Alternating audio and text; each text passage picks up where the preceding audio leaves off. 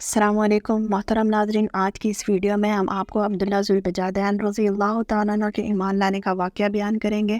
Video بہت informative ہونے والی ہے، ویڈیو کو آخر تک کلاس میں دیکھیے گا اور چینل کو سبسکرائب کر اس کو لائک اور دوستوں کے ساتھ شیئر کر دیں۔ تو محترم ناظرین، قبول اسلام سے پہلے زمانہ جاہلیت میں آپ کا نام عبدالعزیٰ تھا۔ ابھی شعر خواری کے منزل کو ہی پہنچے تھے کہ والد صاحب کا انتقال ہو گیا۔ والدہ نہایت ہی غریب تھی، اس لیے چچا نے آپ کی پرورش کا بیڑا اٹھا لیا۔ جب جوانی کی عمر کو پہنچے تو چچا نے اونٹ، بکریاں، غلام، سامان اور گھر بار دے کر ضروریات سے بے نیاز کر دیا۔ ہجرت نبی کے بعد توحید کی صدائیں عرب کے گوشے گوشے میں گونجنے لگی تھیں اور ان کے کان میں بھی برابر پہنچ رہی تھی۔ چونکہ لوح فطرت بے میل اور شفاف تھی، اسی لیے انہوں نے دل ہی دل میں قبول اسلام کی تیاریاں شروع کر دیں۔ اسلامی آواز جو عرب کے گوشے میں بلند ہوتی، ان کے ذوق و شوق کا تازیانہ بن جاتی۔ حضرت عبداللہ قبول اسلام کے لیے ہر روز قدم اٹھاتے مگر چچا کے خوف سے پیچھے ہٹ جاتے۔ انہیں ہر وقت اس چیز کا انتظار رہتا کہ چچا اسلام کی طرف مائل ہوں تو یہ بھی آستانہ حق پر سر تسلیم خم کر لیں۔ اس انتظار میں ہفتے گزرے، مہینے بیتے اور سال ختم ہو گئے، یہاں تک کہ مکہ فتح ہو گیا اور ہمارے پیارے آقا حضرت محمد مصطفیٰ صلی اللہ علیہ وآلہ وسلم تطہیر حرم کے بعد مدینہ منورہ تشریف لائے۔ ناظرین، آپ سے درخواست ہے کہ جب بھی آپ علیہ الصلوۃ والسلام کا نام آئے تو آپ لازمی ان پر درود پڑھیں۔ تو جب آپ علیہ الصلوۃ والسلام مدینہ منورہ تشریف لائے تو حضرت عبداللہ ذوالبجادین رضی اللہ تعالیٰ عنہ کا پیمانہ صبر بھی لبریز ہو گیا۔ آپ چچا کی خدمت میں حاضر ہو اور کہا، محترم چچا، میں کئی برس سے آپ کے اسلام کی اس قبول اسلام کی راہ تک رہا ہوں، مگر آپ کا حال وہی ہے جو پہلے تھا۔ اب میں اپنی عمر پر زیادہ بھروسہ نہیں کر سکتا، لہٰذا آپ مجھے اجازت دے دیجیے کہ میں آستانہ اسلام پر سر رکھ دوں۔ حضرت عبداللہ ذوالبجادین رضی اللہ تعالیٰ عنہ کو جس بات کا خطرہ تھا وہی ہوا۔ ادھر اسلام قبول کیا کہ چچا آپ سے باہر ہو گیا اور کہنے لگے، اگر تم اسلام قبول کرو گے تو میں اپنا ہر سامان تم سے واپس لے لوں گا، تمہارے جسم سے چادر اتار لوں گا، تمہاری کمر سے تہ بند تک چھین لوں گا، تم اپنی دنیا سے بالکل تہ دست کر دیے جاؤ گے اور ایسے حال میں یہاں سے نکلو گے کہ تمہارے جسم پر کپڑے کا ایک تار بھی باقی نہیں ہوگا۔ محترم ناظرین، حضرت عبداللہ ذوالبجادین رضی اللہ تعالیٰ عنہ کی حالت کا اندازہ تو کیجیے۔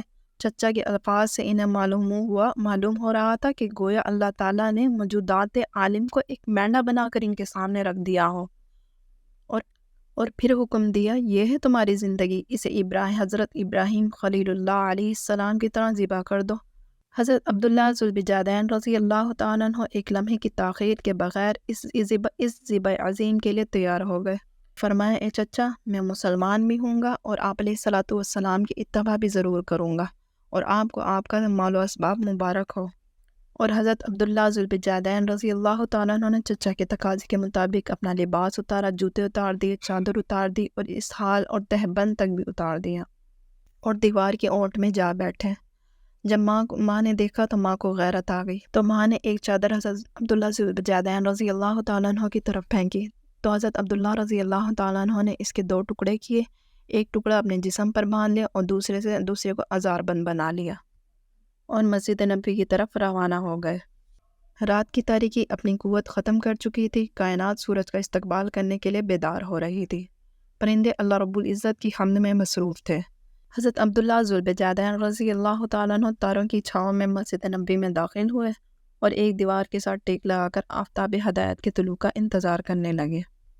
تھوڑی ہی دیر میں محبوب عالم صلی اللہ علیہ وآلہ وسلم صحن مسجد میں تشریف فرما ہوئے اور حضرت عبداللہ ذوالبجادین رضی اللہ تعالیٰ عنہ کو اپنے سامنے پایا تو آپ علیہ الصلوۃ والسلام نے فرمایا کہ آپ کون ہیں؟ حضرت عبداللہ ذوالبجادین رضی اللہ تعالیٰ عنہ کہنے لگے، ایک فقیر، مسافر، عاشق جمال اور طالب دیدار، میرا نام عبدالعزیٰ ہے۔ حضرت عبداللہ رضی اللہ تعالیٰ عنہ نے اپنے تمام حالات آپ علیہ الصلوۃ والسلام کو بیان کیے تو آپ علیہ الصلوۃ والسلام نے فرمایا کہ یہیں ہمارے قریب ٹھہرو اور مسجد میں رہا کرو۔ آج سے تمہارا نام عبدالعزیٰ کے بجائے عبداللہ رکھا جاتا ہے اور اصحاب صفہ میں شامل کر دیا جاتا ہے۔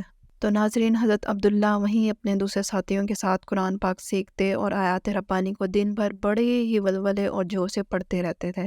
ایک دفعہ ایسا ہوا کہ حضرت عمر فاروق رضی اللہ تعالیٰ عنہ نے انہیں اس قدر اونچی آواز میں قرآن پاک پڑھتے ہوئے دیکھا تو کہنے لگے، اے دوست، اس قدر اونچی آواز میں نہ پڑھا کرو کہ دوسروں کی نماز میں خلل ہو۔ اس پر آپ علیہ الصلوۃ والسلام نے حضرت عمر فاروق رضی اللہ تعالیٰ عنہ سے کہا، اے فاروق، انہیں چھوڑ دو، یہ تو اللہ اور اس کے رسول صلی اللہ علیہ وآلہ وسلم کے لیے سب کچھ چھوڑ چکے ہیں۔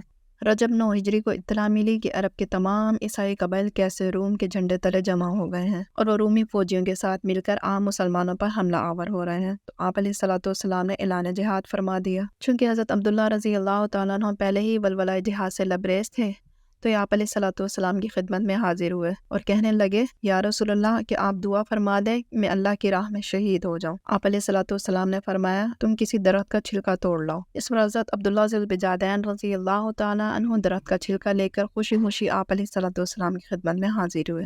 آپ علیہ الصلوۃ والسلام نے چھلکا لیا اور اسے حضرت عبداللہ ذو البجادین رضی اللہ تعالیٰ عنہ کے بازو پر باندھ دیا اور زبان مبارک سے فرمایا، خداوند میں کفار پر عبداللہ کا خون حرام کرتا ہوں۔ حضرت عبداللہ ذو البجادین رضی اللہ تعالیٰ عنہ آپ علیہ الصلوۃ والسلام کے اس ارشاد پر کچھ حیران سے رہ گئے اور کہنے لگے، یا رسول اللہ، میں تو شہادت کا آرزومند تھا۔ آپ علیہ الصلوۃ والسلام نے فرمایا، جب تم اللہ کی راہ میں نکل پڑے پھر اگر بخار سے بھی مر جاؤ تو تم شہید ہو۔ سبحان اللہ۔